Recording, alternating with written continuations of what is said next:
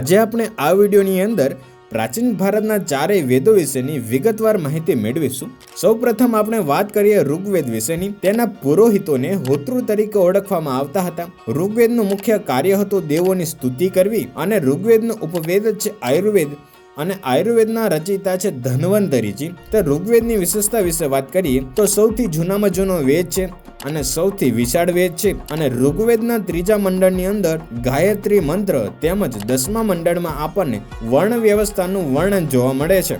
તો વાત કરીએ સેકન્ડ નંબરે યજુર્વેદ વિશેની. તેના પુરોહિતોને અધ્વર્યુ તરીકે ઓળખવામાં આવતા હતા. તેનું મુખ્ય કાર્ય હતું યજ્ઞ કરવો અને તેના ઉપવેદ ધનુર્વેદ તરીકે ઓળખવામાં આવે છે અને આ ધનુર્વેદના રચયિતા છે ઋષિ વિશ્વામિત્રજી. તેની મુખ્ય વિશેષતા વિશે વાત કરીએ તો યજ્ઞ કે બલિદાન સમયે પાળવામાં આવતા નિયમોનો ઉલ્લેખ યજુર્વેદમાં જોવા મળે છે. તો થર્ડ નંબરે વાત કરીએ તો સામવેદ વિશેની. તો તેના પુરોહિતોને ઉદ્ગાતા તરીકે ઓળખવામાં આવે છે. તેનું મુખ્ય કાર્ય છે મંત્રોનું ગાયન કરવું અને તેનો ઉપવેદ છે ગાંધર્વ વેદ અને ગાંધર્વ વેદના રચયિતા છે શ્રી ભરત મુનિજી. તો તેની વિશેષતા વિશે વાત કરીએ તો સામવેદને સંગીતની ગંગોત્રી તરીકે ઓળખવામાં આવે છે. તો ચોથા નંબરે વાત કરીએ અથર્વવેદ વિશેની. તો અથર્વવેદના પુરોહિતને બ્રહ્મા તરીકે ઓળખવામાં આવે છે અને તેનું કાર્ય છે યજ્ઞનું નિરીક્ષણ કરવું અને અથર્વવેદનો ઉપવેદ છે શિલ્પવેદ અને શિલ્પવેદના રચયિતા છે શ્રી વિશ્વકર્માજી. તો વાત કરીએ તેની વિશેષતા વિશેની કે આ સૌથી અંતિમ લખાયેલો વેદ છે.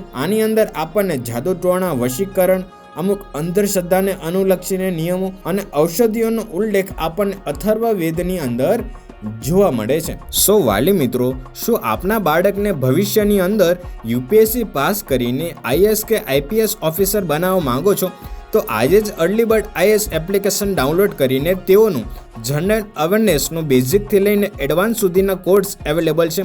તો આજે જ એનરોલ કરાવો. જય હિન્દ.